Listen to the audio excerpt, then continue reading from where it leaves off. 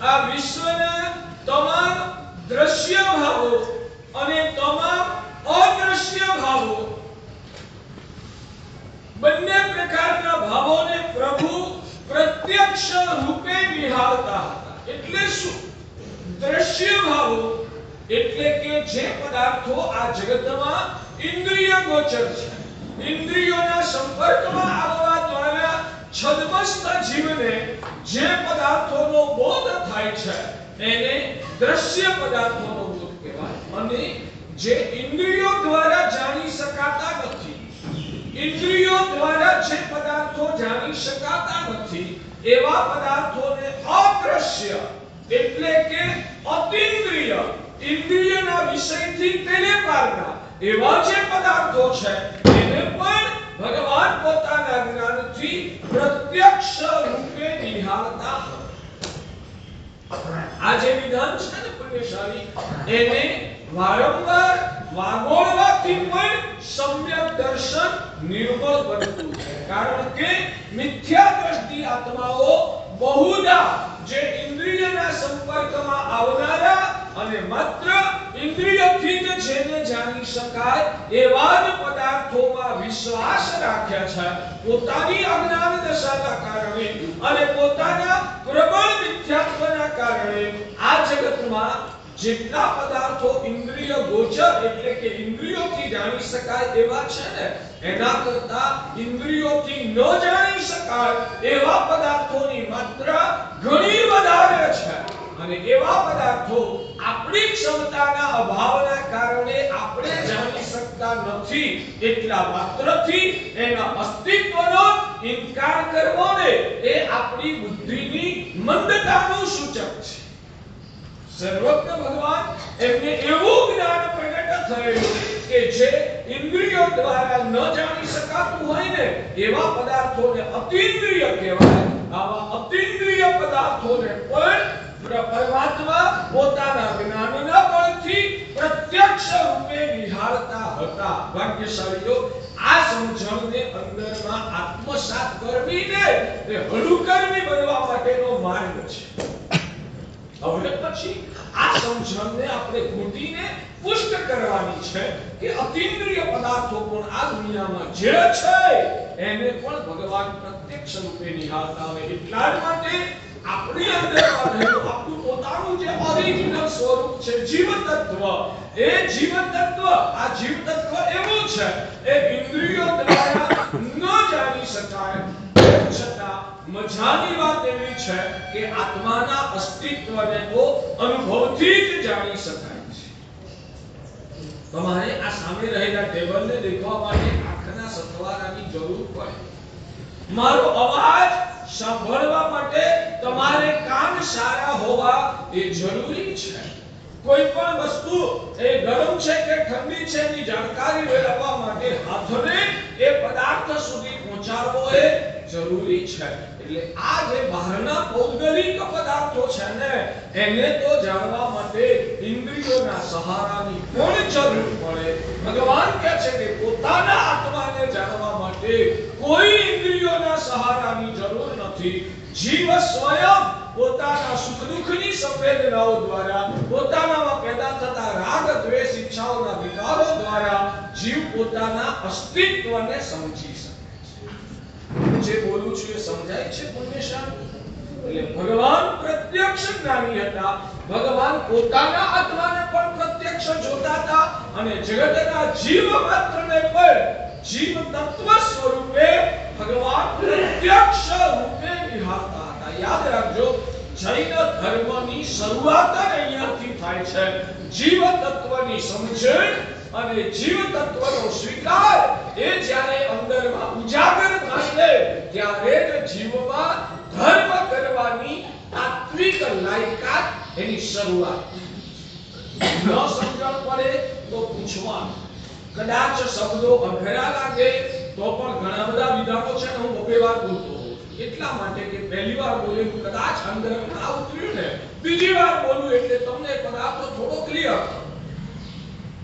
અને છતાં પણ ઘણા એવા છે પુણ્યશાળીઓ સમજણ ના પડે અથવા તો કંઈ અધકચરું જાણતા અને અધકચરું જાણતા હોય ને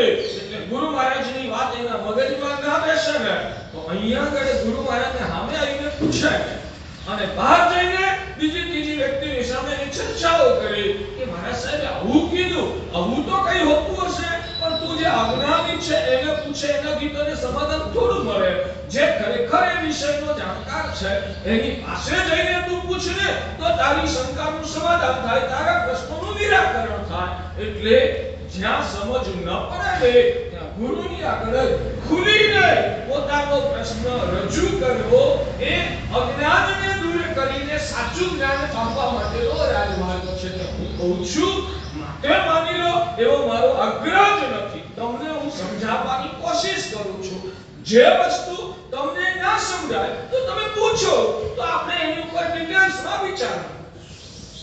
ભગવાને અતિન્દ્રિય એવા જીવ તત્વને પોતાના પ્રત્યક્ષ જ્ઞાન દ્વારા નિહાળ્યો. અને ગઈકાલે બે શબ્દો મેં આપ્યા હતા, એક છે દ્રવ્ય દ્રષ્ટિ અને બીજી છે પર્યાય દ્રષ્ટિ.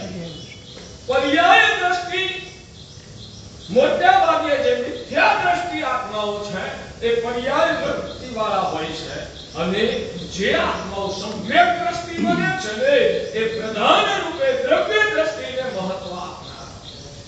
ભગવાને જોયું કે આ જગતના જીવોનો પર્યાય એટલે કે એમની વર્તમાનકાલીન અવસ્થા એ રાગ દ્વેષ અને પાપોથી ભલે ભરેલી હોય, પણ ઓરિજિનલ એનો પોતાનો જે આત્મા છે ને એ નિર્મળ છે, આત્મા શુદ્ધ સ્વરૂપી છે. અત્યારે એને કર્મોનો રોગ લાગુ પડ્યો છે, એનો વર્તમાન પર્યાય ભલે ગમે તેવો હોય, અંદરનો જીવ તો શુદ્ધ સોના જેવો પવિત્ર છે. અને ભગવાનની નજર એ જીવના જીવ તત્વ સુધી પહોંચે છે ને માટે ભગવાનને આ જગતમાં કોઈ પણ જીવ તત્વે ક્યારે નફરત પેદા નથી.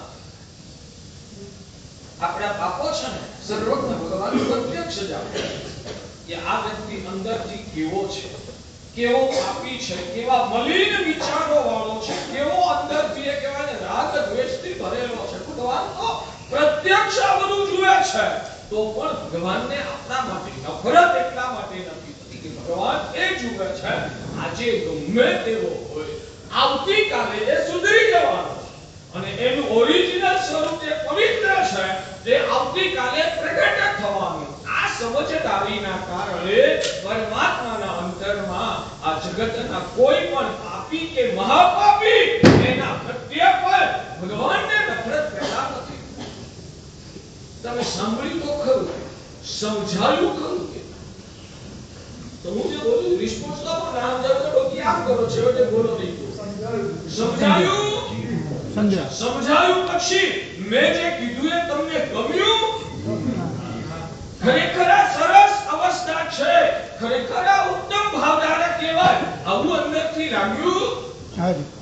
બોલો તો મારે પણ એવા બનવું છે જે સારું લાગે ને એ સમજદાર વ્યક્તિને મેળવવાની ઈચ્છા થાય. તો મને પણ આવી અવસ્થા મળે તો કેવું સારું. એવું ગમે? એવું ગમે? એવું ગમતું હોય તો કેવી રીતે આવા બની શકાય એનો ઉપાય પણ આ જ વિધાનોમાં મેં તમને સમજાવી દીધો કે એ જીવ ગમે તેવો પાપી હોય તોય આટલું વાક્ય યાદ રાખવાનું કે આપણ આવતીકાલે એક દાડો સુધરી જશે. મેળવવા પાપીમાં પાપી, દુર્જનમાં દુર્જન, દુષ્ટમાં દુષ્ટ, ખરાબમાં ખરાબ વ્યક્તિ દેખાય. જૈન શાસન પામીને છે ને ધર્મની આરાધના કરતા કરતા આ બધું શીખવાનું. તકલીફ એ છે ધર્મની ક્રિયાઓ કરીએ છીએ ખરા, પણ એમાંથી જે શીખવાનું છે ને એ શીખવા માટે લગભગ આપણે લોકો પુરુષાર્થ પણ કરતા નથી. શીખવાનું છે આમાંથી કે મારે પણ એ વ્યક્તિ આજે ગમે તેવો ખરાબ હોય તો પણ આવતીકાલે એક દાડો એ સુધરશે. આવી આશા રાખો, આવો વિશ્વાસ રાખો. હું તમને ગેરંટીથી કહું છું કે તમારો 50% ગુસ્સો છે ને તમારી 50% નફરત એમને ઓગળી જશે. સમજાય છે? આ સાધના છે પુણ્યશાળી સાધના. કોને કહેવાય? તો પલાઠી વાળી 3 કલાક આંખો બંધ કરી ટટાર એક ઠેકાણે સ્થિર બેસી જવું. અમે એને સાધના નથી. સાધના આ છે કે તારા અંદરનો કચરો તું સાફ કર, તારી વિચારધારાઓને તું બદલી નાખે, તારો જોવાનો નજારો છે એને તું બદલી નાખે, અને દરેક અવસ્થામાં એવું તે તારી પ્રકૃતિને કેળવી દીધી હોય કે ગમે તે અવસ્થાઓમાં તારા ચિત્તમાં સંકલેશ કે રાગદ્વેષ પેદા થાય જ નહીં, એવો તું આત્માને ઘડી દે ને, એનું નામ સાધના. સમજાય છે? ફરી બોલો. આત્માને એવો ઘડવાનો. બધા જ જો તમે 3 કલાક પલાઠી વાળી બેસો, 6 કલાક પલાઠી વાળી બેસો, 12 કલાક પલાઠી વાળી બેસો, છેવટે તો તમારી પલાઠી તમારે છોડવી જ પડશે, અને છેવટે આ દુનિયાના નિમિત્તોના સંપર્કમાં તો આવવું જ પડશે. ખાવું પીવું, જીવન ટકાવવું, જે કંઈ પણ તમારા ઉચિત વ્યવહારો નિભાવવા, એના માટે તમે કેટલા કલાક પલાઠી વાળી બેસી શકો? આખર તો પલાઠી છોડવી જ પડવાની છે. એટલે પલાઠી વાળીને બેસી રહેવું એ કોઈ કાયમી અને તાત્વિક સાધના નથી. ભગવાન અરિહંત પરમાત્મા એવું કહે છે કે તાત્વિક સાધના તે છે કે ગમે તેવા નિમિત્તોની વચ્ચે પણ તારું ચિત્ત એવું સમજણથી વાસીત બનેલું હોય, તારી પ્રકૃતિ અંદરથી એવી કેળવાઈ ગઈ હોય, તારી જોવાની દ્રષ્ટિ એવી બદલાઈ ગયેલી હોય કે તને આ જગતમાં ક્યાંય રાગ દ્વેષ જેવું થાય જ નહીં, અને રાગ દ્વેષ ના થાય એટલે કશાયનો અહંકાર પણ આવે જ નહીં, અને એવી સમતાની સ્થિતિ અંદરમાં ઉજાગર થઈ જાય કે દરેક પરિસ્થિતિની અંદરમાં તું અંદરથી નિર્લેપ અને નિરાળો રહી શકે. આવી આત્માની સ્થિતિ ઘડવીને એ સાચી સાધના છે. સમજાય છે બાકી સાહેબ? પરમાત્મા એ જગતના તમામ લોકોને, તમામ જીવોને, તમામ પદાર્થોને પ્રત્યક્ષ રૂપે નિહાળવા છતાં હે પ્રભુને ક્યાંય રાગ દ્વેષ ના થયો, એક પણ જીવ પ્રત્યે પ્રભુને નફરત એટલા માટે ના થઈ કે પ્રભુ એ જગતના જીવોનું ઓરિજિનલ જે સ્વરૂપ છે ને એને પ્રત્યક્ષ રૂપે નિહાળતા હતા, અને એ જીવનું સ્વરૂપ શુદ્ધ પવિત્ર છે ત્યાં સુધી પ્રભુની આંતર નજર પહોંચતી હતી, અને એ દેખાવાના કારણે માત્ર ક્ષણિક એવા પર્યાયો, ક્ષણિક એવી જેવી પાપમય અવસ્થાઓમાં ભગવાનને નફરત પેદા નહોતી થતી. ભગવાન ત્યાં પણ એવું માનતા હતા આ આજે નહીં તો આવતીકાલે કોક દાડો એ પણ સુધરી જશે. આવી ભગવાનની સમજણ સ્પષ્ટ હતી, માટે ભગવાનને રાગ દ્વેષ નહોતા થતા. આપણે પણ રાગ દ્વેષથી બચવું હોય તો શું કરવું જોઈએ? દ્રષ્ટિ કેળવવાની. ગઈકાલે કયું સૂત્ર આપ્યું? આ સમય પણ ટળી જશે. છે દુઃખ પણ ક્ષણિક છે ને સુખ પણ ક્ષણિક છે. સ્વાધ્યાય કર્યો તો એનો કોઈને સમજાયું તું કે નહોતું સમજાયું? ગમે તેવી સુખમય અવસ્થા પ્રાપ્ત થાય, ગમે તેવી વૈભવની રેલમછેલ થાય, ગમે તેવું તંદુરસ્ત આરોગ્ય પ્રાપ્ત થાય, આ બધું જ કાયમ ટકનારું નથી. આજનો મળેલો મારો વૈભવ, આજનું મળેલું આ સુખ એ કાયમ ટકનારું નથી. આ સમજણ માણસને છે ને ઊંચાશો બનતો અટકાવે છે. આ સમજણ એ વ્યક્તિને ધરતી ઉપર ટકાવી, એ હવામાં ના હોય, એ ધરતી ઉપર હોય, કારણ કે ખબર છે આ કાયમ ટકનારું નથી. એ સમજણના કારણે અહંકારનો પારો, આસક્તિનો પારો કેવાય નબળો પડે, માટે વ્યક્તિ વાસ્તવિક ભૂમિકામાં જીવી શકે. સુખના દિવસો ગમે તેવા ઊંચી ક્વોલિટીના હોય તો પણ કાયમ ટકનારા નથી, અને ગમે તેવી દુઃખમય દશા આવે તો એ પણ આ એક દાડો જશે, વેલું હોય. કોઈને આ દુઃખ 6 મહિને જાય, કોઈને આ દુઃખ 6 વર્ષે જવાનું નક્કી. સમજાય છે? ધીરજ ખૂટી જાય. ધીરજ કેમ ખૂટે છે? સમજણ નથી એટલે. મારો સવાલ છે કે દિવસના ટાઈમે આમ માનો કે 1 કલાક આમ સૂર્યનો પ્રકાશ ગાયબ થઈ જાય અને અંધારું થાય તો તમને શું થાય? દિવસના ટાઈમે 1 કલાક માટે નથીને કલ્પના કરો કે આમ કહેવાય ને પ્રકાશ ગાયબ થઈ જાય તો તમને શું થાય? હે? અજવાળું આવશે, અકળામણ થઈ જાય, અને રાત્રે 12 કલાક સુધી અંધારું રહે તો અકળામણ કેટલી થાય? કારણ કે ત્યાં પહેલેથી વિઝન ક્લિયર છે કે કાલે સવારે સૂર્ય ઉગશે ને એટલે આ અંધારું જવાનું જ છે, આવી ખાતરી છે. અને ખાતરી હોવાના કારણે ત્યાં આગળ ધીરજ ટકે છે. અને અત્યારે દિવસે 1 કલાક અંધારું થઈ જાય એવી ખાતરી જ નહોતી, અને માટે અંધારું થઈ ગયું તો અકળામણ થાય છે. જ્યાં તમને ખાતરી હોય ને ત્યાં ધીરજ ટકે, અને જ્યાં ખાતરી ન હોય ને ત્યાં ધીરજ તૂટે. બરાબર છે? હા કે? તો આ દુઃખ એ એક દાડો ગેરંટીથી જવાનું જ છે. આવી ખાતરી જો થઈ જાય ને તો પછી ધીરજ પેદા થાય, અકળામણ ઘટી જાય, અંદર હિંમત આવે, એક દાડો જશે. અને આ ખાતરી સર્વજ્ઞ ભગવાન આપણને આપે છે. આ દુઃખ પણ તારું એક દાડો જશે. હા, ક્યારે જશે એ ભલે તને ખબર નથી, પણ કોક દાડો તો જશે, એની ગેરંટી સર્વજ્ઞ ભગવાન આપે છે. પછી ધીરજ આવે. કઈ વાત? હવે અમારા જેવાને તો છે ને એમાં હિંમત મળે. માનો કે એક વર્ષ ચાલવાનું હોય, એક વર્ષ ચાલવાનું હોય, આવું તમને છે ને પ્રેક્ટિકલ જીવન જીવતા શીખવાડું છું. એક વર્ષ સુધી ચાલવાનું હોય તો એમાંથી મારા 4 દાડા દુઃખના પસાર થયા, હજુ 356 દિવસ 356 દિવસ હજી બાકી છે. મહારાજ એવું તો એ વિચાર કરે કે 4 દિવસ તો હું કાઢી શક્યો ને, 4 દિવસ તો હું કાઢી શક્યો ને, તો જેવા 4 દિવસ કાઢ્યા છે એવા બીજા 4 દિવસ તો કાઢી નાખું. 4 દિવસ જેવા નીકળ્યા છે ને એવા 4 દિવસ બીજા કાઢી નાખો, એટલે 8 દાડા નીકળે. હવે વિચાર આવે 8 દાડા જો આવી સ્થિતિમાં કાઢી શક્યો છો તો બીજા 8 દાડા મજાથી ફરી પાછા કાઢી લો. 16 દાડા. હવે 16 દાડા કાઢી શકે તો બીજા 16 દાડા કાઢવામાં તકલીફ શું? 32 દાડા નીકળ્યા. એમ કરતા કરતા વર્ષ પસાર કરવાનું બળ એ વીતેલા દિવસોમાંથી જ પ્રાપ્ત. પણ એ વર્ષ જ છે એવી ખબર નથી ને. જે હશે વર્ષ નહીં તો 3 વર્ષ હશે, 6 વર્ષ હશે, બીજું શું હશે? એથી તો વધારે નહીં હોય ને. જે હશે કાઢી નાખશું. અને પછી તો છે ને આદત પડી જાય. આજે હું તમને કહું કે ઘણા બધા સુખો તમારી ભૌતિક દુનિયાના એવા છે કે જે તમને આ જિંદગીમાં આજ સુધી મળ્યા નથી, અને એ સુખો આવનારી જિંદગીમાં તમને ક્યારે મળવાના નથી, અને છતાં એવી હાલતમાં તમે હસતા રહીને મજેથી જીવી શકો છો. તમને વડાપ્રધાનનું પદ કોઈ દાડો મળ્યું નથી, અને મળવાની આશાય નથી, અને એના અભાવમાં તમે મસ્તીથી જીવો છો ને. એ નથી મળ્યું ને એટલે જ મસ્તીથી જીવાય છે.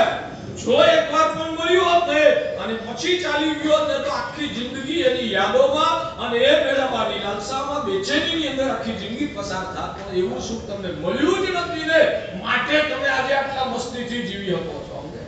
જોવાની દ્રષ્ટિ બદલી નાખો. દરેક વસ્તુને મૂલવવાની દ્રષ્ટિ જો વિકસિત થઈ જાય ને તો દરેક પરિસ્થિતિમાં વ્યક્તિ હસતો રહી શકે. એ વાસ્તવિક સત્ય છે. અને બીજી વાત કહું, બધી જ પરિસ્થિતિઓને બદલવી એ આપણા વશની વાત નથી. આજે અમારી આ બહેનો હોય કે તમે બનાવો, મોટા ભાગે ગડબડ ક્યાં છે? તમે લોકો પરિસ્થિતિને સુધારવાની મથામણમાં જિંદગી પૂરી કરો.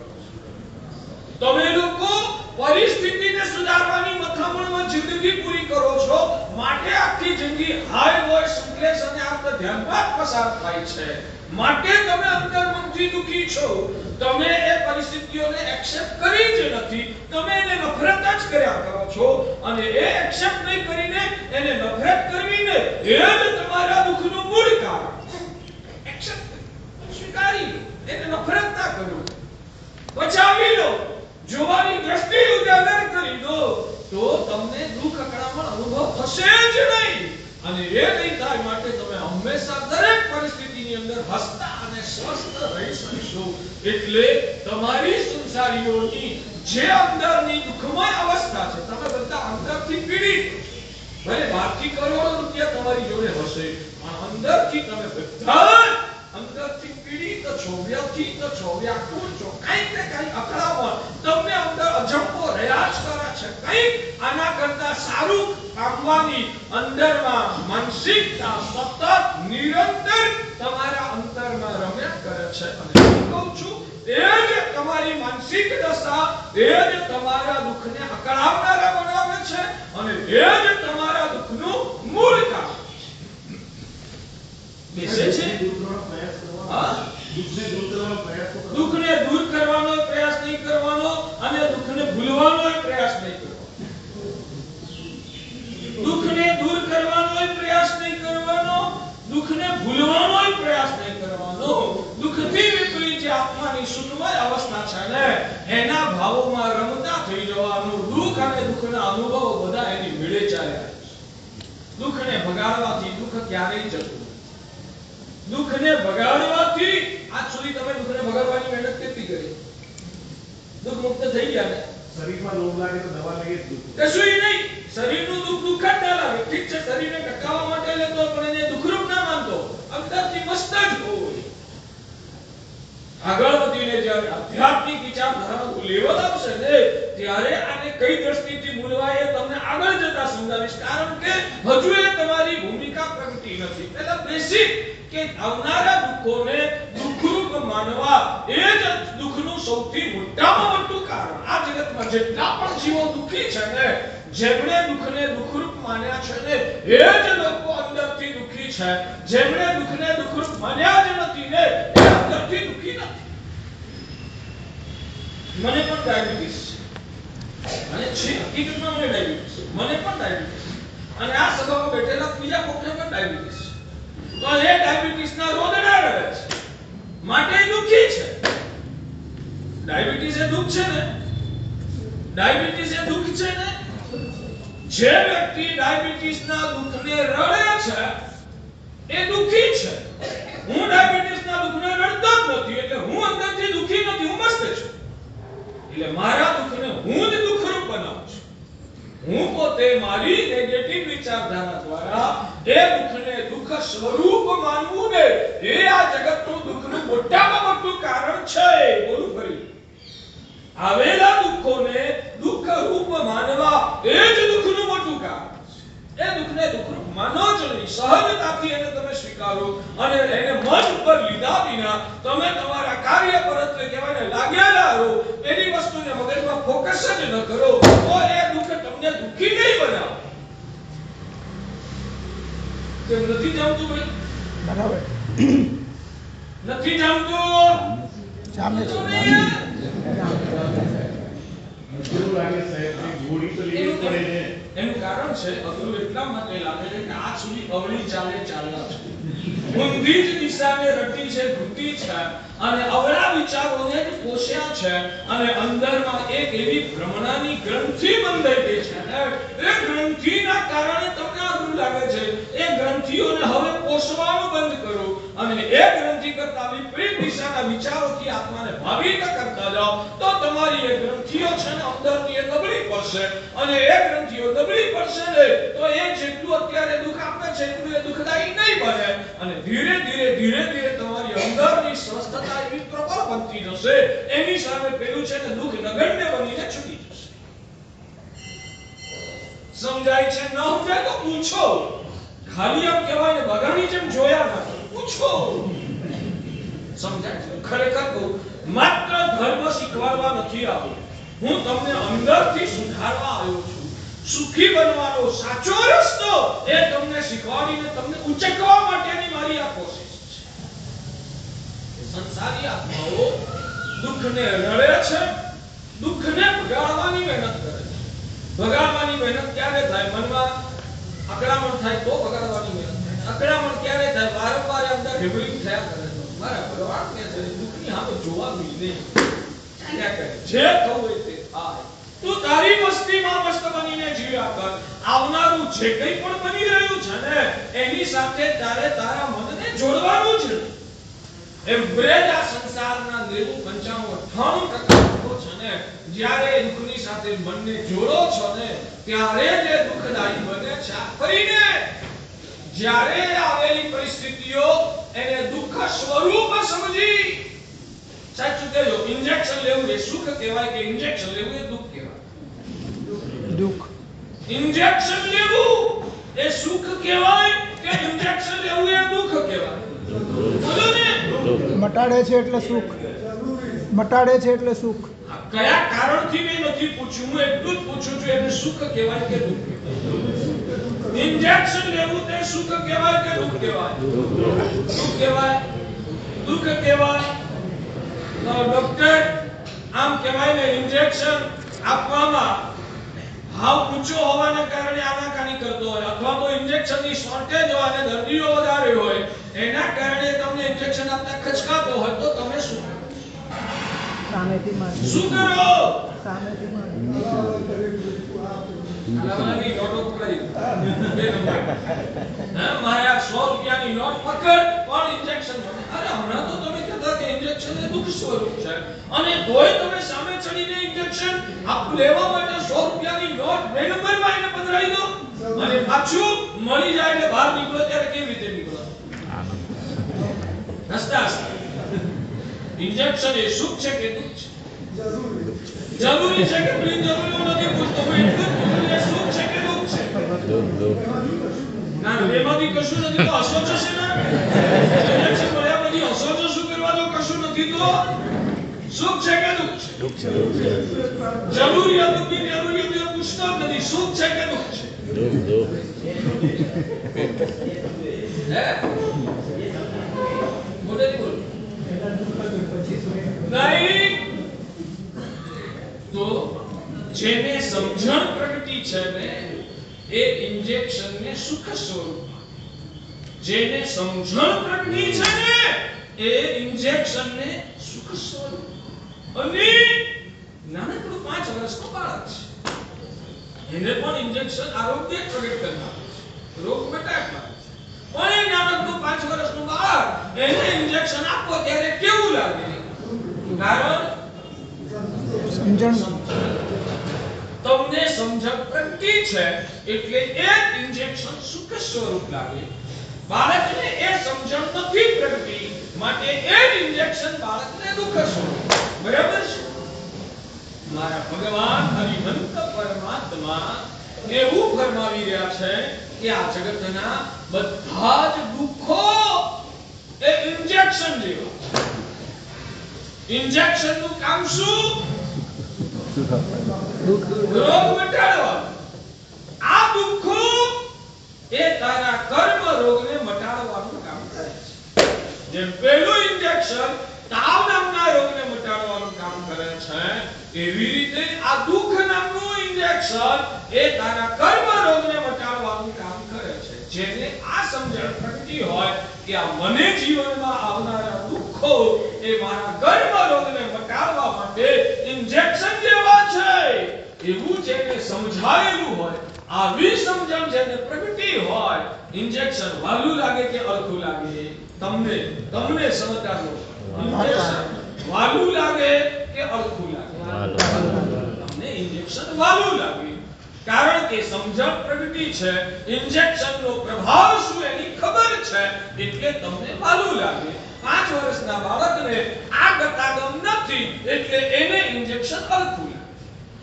આ જગતમાં આવનારા જેટલા પણ દુઃખો છે એ બધા જ દુઃખો એ इंजेक्शन જેવા એટલા માટે इंजेक्शन જેમ તાવના રોગને મટાડવાનું કામ કરે છે એવી રીતે આ મારા જીવનમાં આવનારા દુઃખો એ મારા કર્મ રોગને મટાડવાનું કામ કરે છે. દુઃખ ભોગવો એટલે કર્મનો રોગ હળવો થાય કે ના થાય? તો આવી સમજણ જેને પ્રગટી હોય એને એ इंजेक्शन જેવા દુઃખો અંદરથી વાલા લાગે, દુઃખોને પ્રેમ કરે, સામે ચડીને દુઃખોને આવકારે. અમે હવે મહિનો જશે ને એટલે માથાના વાળના દાઢીના વાળના અમે રોજ કરશું, ખબર છે ને? સામે ચડીને અમે આ પીડા ઊભી કરીએ છીએ. અમે આ દીક્ષા લીધી. અમે તમે બધા આંબેલ અને ઉપવાસ કરો છો કેમ? ઘરે ખાવા નથી મળતું? તમે આંબેલ અને ઉપવાસ કરો છો, ઘરે ખાવા નથી મળતું? કેમ આંબેલ અને ઉપવાસ કરો છો? તો મારા કર્મ રોગને મટાડવા છે એટલે ભૂખ્યા રહેવાનું, લુખું ખાવાનું એ એક પ્રકારનું કષ્ટ એટલે કે જગતની પરિભાષામાં દુઃખ જ કહેવાય ને. તમને કોણે ફરજ પાડી હતી આંબેલ જ કરવું પડશે? હવે પ્રેરણા ચોક્કસ કરી હતી કે કરવા જેવું છે. હજુય કહું છું આ ચોમાસામાં 72 આંબેલ, 54 આંબેલ, 36 આંબેલ કરવાનો સંકલ્પ કરો. એનાથી આત્માની શુદ્ધિ થશે. વાત અત્યારે નથી લેતો, મૂળ વિષય છૂટી જશે એટલે. તો આ તમે આંબેલ કે ઉપવાસ કર્યા, અઠ્ઠઈ કરી, ભૂખ્યા રહ્યા. ઘણીવાર રાત્રે કહેવાય ને ઊંઘ પણ નહોતી આવતી ઉપવાસમાં. પણ તમે સંકલ્પ કર્યો તો કે મારે તો અઠી પૂરી કરવી જ છે, બીજા દાડે તમને રાત્રે ઊંઘ નથી આવતી ને, એટલે તમારી ઘરવાળીએ કીધું કે તમને રાત્રે ઊંઘ નથી આવતી ને, ભૂખ્યા પેટે તમે આજે કારણો કરી લો. તમે શું કહો? નહીં, જે થશે બેઠી લઈશ, પણ મારે તો અઠી કરવી છે. સામે ચડીને દુઃખને આવકારો છો ને? કેમ આવકારો છો? તમને સમજણ કેટલી પ્રગટી છે ખબર નથી, પણ જ્ઞાનીઓ કહે છે કે આ કષ્ટો રૂપી દુઃખ એ સહન કરવાથી કર્મ નામનો રોગ નબળો પડે છે. એટલે આ કષ્ટ, આ દુઃખ એ તારા કર્મ નામના રોગની દવા છે. જેને રોગ દૂર કરવાનો ભાવ લાગે અને આ સમજણ પ્રગટી હોય, એ દુઃખોને ઇન્જેક્શન જેવા સમજી એ દુઃખોને પ્રેમ કરે, દુઃખોમાં પણ અંદરથી હસે. આ સમજણ પ્રગટી હોય એને દુઃખ વાલું લાગે. આવી સમજણ જેને ના પ્રગટી હોય એને દુઃખ જોઈને રોદણા કરે, અંદરમાં નફરત થાય. એટલે દુઃખ ખરાબ છે માટે રોદણા નથી આવતા, પણ સમજણના અભાવના કારણે રડવું આવે. ઇન્જેક્શન ખરાબ નથી, પણ ઇન્જેક્શનના મહિમાની સમજણ નથી એટલે બાળક રડે છે. સમજાય છે? એવી રીતે મારે તમને એ કહેવું છે કે આ પ્રેક્ટિકલ જીવનમાં આજ સુધી અવરારવારે ધર્મની ક્રિયાઓ પણ તમે કરી, સામાયિક પૂજા, અંબેલ, બધું તીર્થયાત્રા બધુંય કર્યું, પણ ધર્મનો જે મર્મ સમજવાનો હતો અને જીવનનું જે અંદરથી પરિવર્તન કરવાનું હતું, સમજદારીને જે સુલટાવીને સમ્યક સમજણને ઉજાગર કરવાની હતી, અને એ દ્વારા પોતાના આત્માની અંદરની પરિણતિનું જે પરિવર્તન લાવવાનું હતું, એ દિશામાં તમે કોઈ જ પુરુષાર્થ પ્રયાસ ન કર્યો, એટલે ગતાનુગતિક ધર્મ કરતા કરતા તમે થાકી.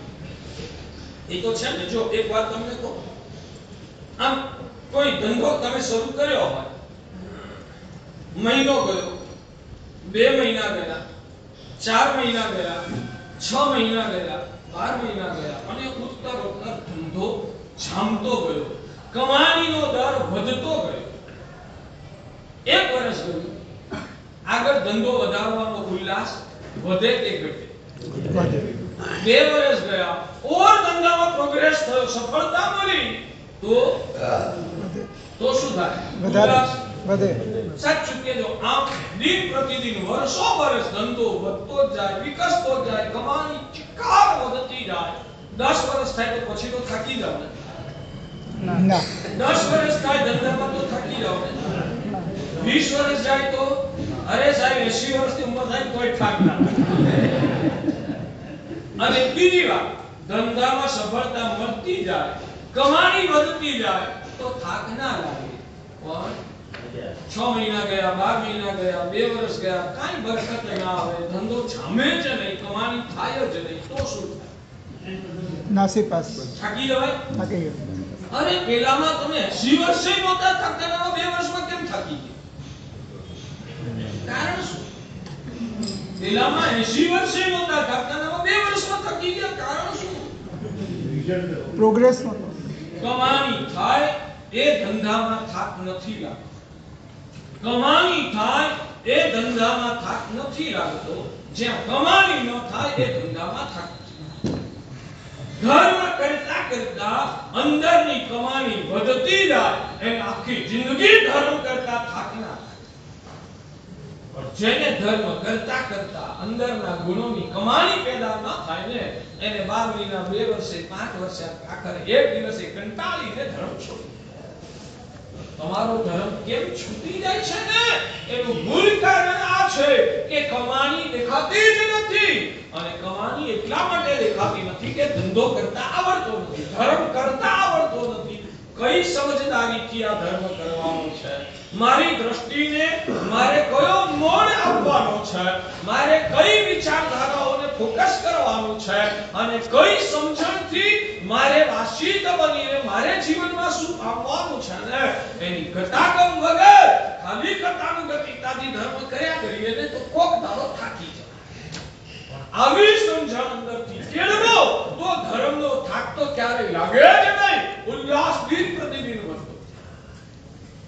આ સમજણ કેળવો. ભાગ્યશાળી તમારી દયનીય દશા એ છે કે તમે દુઃખોને ભગાડવાની મહેનત કરો છો. દુઃખોને ભગાડવાની મહેનત કરો સતત દુઃખોને યાદ કર્યા. ભગાડવા માટે પણ તમે સતત અને સતત દુઃખોને યાદ કર્યા કરો છો ને, માટે જ દુઃખી થઈ જવાનું છે. આ દુઃખી થવાનું મૂળ કારણ છે. આ અંતરંગ કારણ સુધી આપણે પહોંચવાનો પ્રયત્ન જ કરતા નથી અને માત્ર બહારની પરિસ્થિતિઓને સુલટાવવાની મહેનતમાં અંદર જે રંધાપું જાય છે ને એની ગતાગમન પડતી નથી, એટલે દુઃખી થઈ જવાનું છે. તમારા દુઃખોનું મૂળ કારણ તમે પોતે જ છો.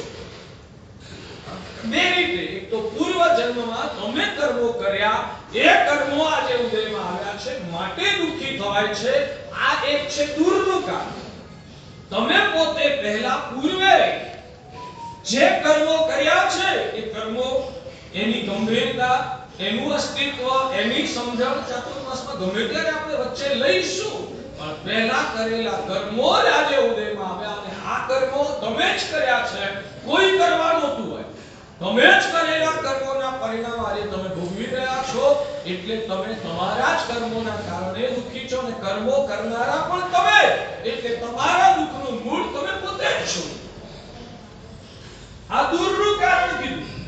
આ દૂરનું કારણ, પહેલા કરેલું કર્મ આજે ભોગવવું પડે. અને તત્કાલીન કારણ એ છે કે તમે સતત દુઃખને ભૂલી શકતા જ નથી. એ દુઃખ પર તમારું ચિત્ત છે ને કેન્દ્રિત થઈ ગયું. એના જ વિચારો, એમાં જ રમવાનું, એમાં જ અટવાયેલા રહેવાનું, એ જ યાદ કર્યા કરવાનું. એના કારણે તમે દુઃખી થઈ જાઓ. અને ભૂલો મૂકો સાઈડ ઉપર.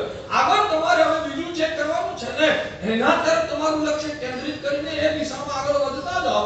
આ દુઃખોને ભૂલી જશો ને તો એ દુઃખો કદાચ જાય કે ન જાય, પણ એ દુઃખો તમને દુઃખી નહીં કરી શકે. સમજાય છે ભાઈ કે નહીં સમજાતું? દુઃખમાંથી છુટકારો મેળવવો હોય તો ક્યારે આવેલા દુઃખોને મહત્વમાં, એક વાત કહું, તમે જેને મહત્વ આપો ને તમારા માથે ચડે.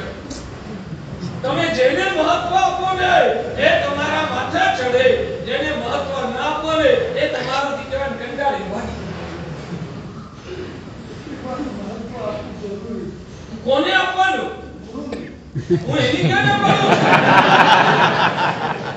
જેને મહત્વ આપો એ માથે ચડે. તમારે ગુરુને માથે ચડાવવા છે ને, એટલે તમારે ગુરુને મહત્વ આપવાનું. હું એની ના નથી કહું, પણ જેને માથે ના ચડાવવો હોય એને મહત્વ નહીં આપવાનું. સમજાય છે?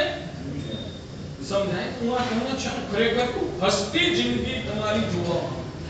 મારા ભગવાનના અનુયાયીઓ બધા હસતા રહેવા, હંમેશા મસ્ત અને આનંદમાં રહેવા.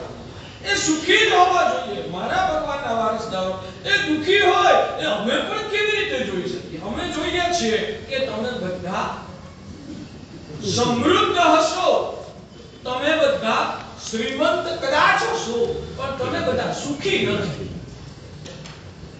એનો ભેદ ક્લિયર છે. તમે બધા શ્રીમંત હશો પણ તમે બધા સુખી નથી.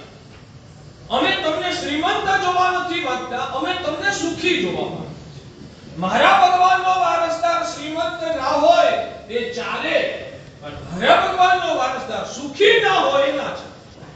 એટલે હું તમને આજે જે બતાવું છું ને એ શ્રીમંત બનવાનો તરીકો નથી બતાવતો. એ તો તમને બધાને આવડે છે મારા કરતા બધા.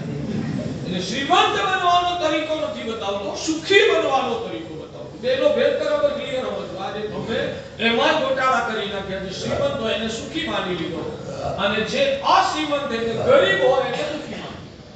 બે વસ્તુ જુદી છે ભાઈ. શ્રીમંત પણ દુખી હોય છે અને ગરીબ પણ અંદરથી સુખી મસ્ત આનંદમાં હસતો હોઈ શકે. એટલે શ્રીમંત હોવું તે અલગ બાબત, સુખી હોવું તે અલગ બાબત. આજ સુધી તમારે બનવું તું સુખી. તમારા બધાની વાત કરું. આજ સુધી તમારે બનવું તું સુખી, પણ સુખી અને શ્રીમંતની વ્યાખ્યામાં ગડબડ થઈ. તમારે સુખી જ બનવું તું, પણ સુખી અને શ્રીમંતની વ્યાખ્યામાં ભેળસેળ થઈ જવાના કારણે બનવું તું સુખી અને દોડ્યા શ્રીમંતની પાછળ. હું જે કહું છું સમજાય છે? લાગે છે કે ખરેખર ગોટાળે ચડી ગયા? નહીં જાગ્યા ત્યારથી સવાલ. આજથી ક્લિયર કરીએ. સંસાર ટકાવવા માટે સંપત્તિની આવશ્યકતા છે અને એટલે તો ભગવાને પણ અનુજ્ઞા આપી છે તમને ધંધો કરવા. ભગવાનને તમે એકાંગની સિદ્ધિ એકલી મોક્ષની વાતો કરનારા એવું ના સમજો. ભગવાનને તમે સમજ્યા જ નથી. હા, કારણ કે છે ને ભગવાનને જ્યાં સમજવાનું છે ને ત્યાં આવતા જ નથી. દૂરથી તમે ભ્રમણાઓના ભોગ બન્યા છો. ભગવાન તો ધર્મની ને ત્યાગની જ વાતો કરે એવું નથી ભઈલા. ભગવાન પ્રેક્ટિકલ તમને હાથમાં લઈને ઊંચે ઉઠાવવા માટેની કોશિશ કરે છે અને તમારી ભૂમિકા પ્રમાણે ભગવાન તમને ધર્મ શીખવાડે. ભગવાન કેટલા કરુણાના સાગર છે તો સામાયિક કરવું જોઈએ ને. અહીંયા અમે સામાયિકનો ઉપદેશ આપીએ અને તમને મન થયું કે નહીં સાહેબ કે છે આપણા કલ્યાણ માટે કે છે આપણે સામાયિક કરો. જેટલા સામાયિક કરો એટલું પુણ્ય વધતું છે. એટલે એક સામાયિક તમે કર્યું ને તમને એવો ઝટકો લાગ્યો બીજું સામાયિક અમે બીજી વાર પણ તમને કરવી બંધી ઉતરાઈ. તમે ત્રીજું સામાયિક લેવા તૈયાર થયા. અમે ત્રીજું સામાયિક પછી તમે ચોથું સામાયિક લેવા તૈયાર થાવ ને ત્યારે અમે પૂછીએ ભાઈ ઘર-બાર શું ચાલે? અમે પૂછીએ અમે તારે ઘરમાં બૈરા છોકરા છે કે નહીં? એમની આજીવિકાનો તારો કહેવાય ને પ્રબંધ કેવો છે? બધું ઓકે છે? શ્રીમંત છે? ના સાહેબ તો નોકરી કરું છું ને 12 મહિને કહેવાય ને 15-20 હજારના પગારમાં કરું.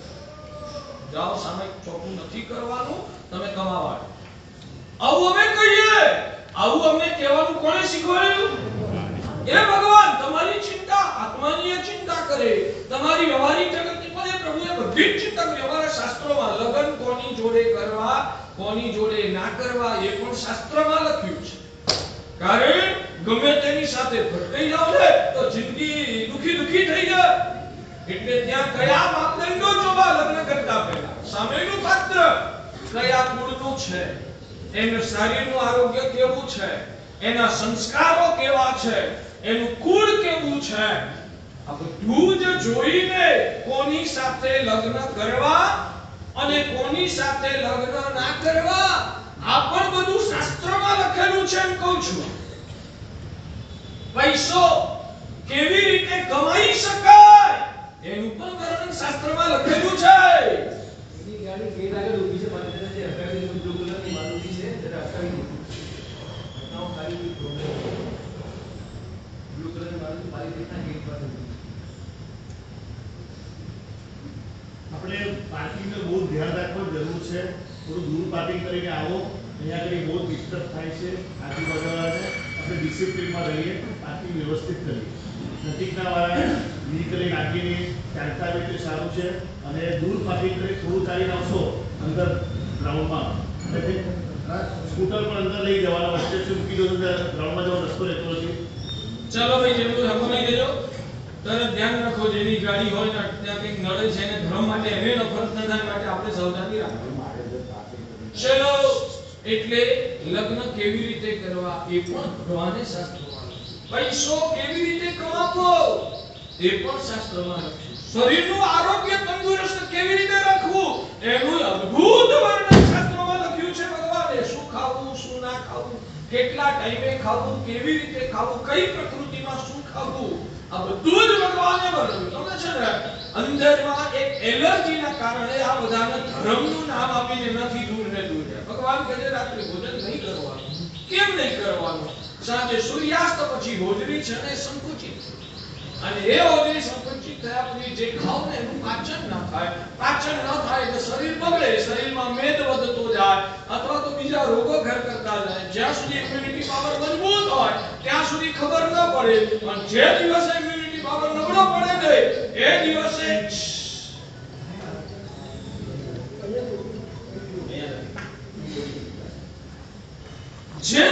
ઇમ્યુનિટી પાવર નબળો પડે એ દિવસે આખી જિંદગીની અંદરમાં ખાવા પીવામાં કરેલી ભૂલો છે ને એનું બધું પરિણામ એક સાથે કહેવાય ને ઉભરવા માંડે. તમે 50 વર્ષે માંદા પડો પણ આ 10 વર્ષની ઉંમરથી જે ખાવામાં ગડબડો કરી હોય ને એનું રિઝલ્ટ તમે 50 વર્ષે દેખાતા. ભગવાને જોયું છે. એટલે ભગવાન કહે છે કે સાંજે સૂર્ય અસ્ત થાય પછી નહીં ખાવું. દર 15 દિવસે એક ઉપવાસ કરી લેવો. અમુક સિઝનોમાં અમે ફરજિયાત કરવા. આ બધું શેનો? તમારા શરીરનું આરોગ્ય તંદુરસ્ત રહે અને કઈ વસ્તુની સાથે કઈ વસ્તુ ખાવી, કઈ વસ્તુની સાથે કઈ વસ્તુ ના ખાવી ને એના વિધાનો ભગવાને શાસ્ત્રોમાં કર્યા છે. એટલે મગજમાં એવું હોય કે ભગવાન તો મોક્ષની ત્યાગની જ વાતો કરે, એવું નથી. ભગવાન તમને બધી જ રીતે આગળ લાવવા માંગે છે, પણ જેમ જેમ તમારી ભૂમિકા પ્રગટે તેમ તેમ તમને આ બધું તમારી ભૂમિકાના પ્રમાણે શીખવાડતા જવા. સમજાય છે પુણ્યશાળી? એટલે મૂળ વિષય ઉપર પાછા આવીએ કે દુઃખોને પહેલા તો પ્રેમ કરતા છે. અમારા ત્યાં શાસ્ત્રકાર ભગવંતોએ દશવિકાલિક સૂત્ર છે. દશવિકાલિક સૂત્રના પ્રાય ચોથા અધ્યાયમાં સરસ મજાનું એક નાનકડું અડધી લીટીનું વાક્ય છે. દેહ દુઃખમ મહાફલમ. દેહ દુઃખમ મહાફલમ. શરીરને કષ્ટ આપવું એ ફળદાયી છે. કઈ દ્રષ્ટિએ ફળદાયી છે એના વિધાનો બધા આગળ પાછળ શાસ્ત્ર ગ્રંથોની અંદર વર્ણવેલું છે. એમાંનો એક એંગલ મેં તમને અત્યારે બતાવ્યું છે. ઇન્જેક્શન તત્કાલ દુઃખદાયી લાગે પણ સરવાળે તંદુરસ્તી આપનારું છે. એવી રીતે મારા જીવનમાં આવેલા જેટલા પણ દુઃખો છે એ બધા મારા કર્મના રોગને મટાડનારા અને અંદરથી અંદરના આત્મિક સ્વાસ્થ્યના સુખને પ્રગટ કરનારા છે. આટલી ખાલી સમજણ બદલાઈ જાય ને તો અજ્ઞાનીઓને જે દુઃખરૂપ લાગે જ્ઞાનીઓને મીઠું લાગે. અજ્ઞાનીઓને જે દુઃખરૂપ લાગે જ્ઞાનીઓને એ જ વસ્તુ મીઠી લાગે. નાનકડા બાળકને ઇન્જેક્શન ખરાબ લાગે, એ જ ઇન્જેક્શન સમજદાર વ્યક્તિને સારું લાગે. બરાબર? નાનકડા બાળકને જે રીતે ઇન્જેક્શન ખરાબ લાગે એ જ ઇન્જેક્શન સમજદારને સારું લાગે. એવી રીતે અજ્ઞાનીને જે જગતના દુઃખો ખરાબ લાગે જ્ઞાની આત્માને એ જ દુઃખો સારા લાગે. સમજાય છે? આ પ્રવચન સાંભળીને આપણે શું કરવાનું? આપણી સમજણને બદલવાની, સુધારવાની. આપણી સમજણને સુધારીશું તો જ આપણી પ્રગતિ થશે, તો જ અંદરથી સાચા અર્થમાં સુખી થઈ શકાશે. બોલો, કરશો? જો કે એક વાત છે કે ગઈકાલ સુધી એ દુઃખને નફરત જ કરી છે અને એક જ ઝટકે તમારી અંદરની પ્રકૃતિ બદલાઈ જાય એક ઝટકે શક્ય નથી. પણ વારંવાર મનની માવજત કરતા રહો, મનને સમજાવતા રહો, ભૈલા આ નફરત નહીં કરવાની. તારા બાંધેલા કર્મો ઉદયમાં આવીને ભોગવાઈ રહ્યા છે.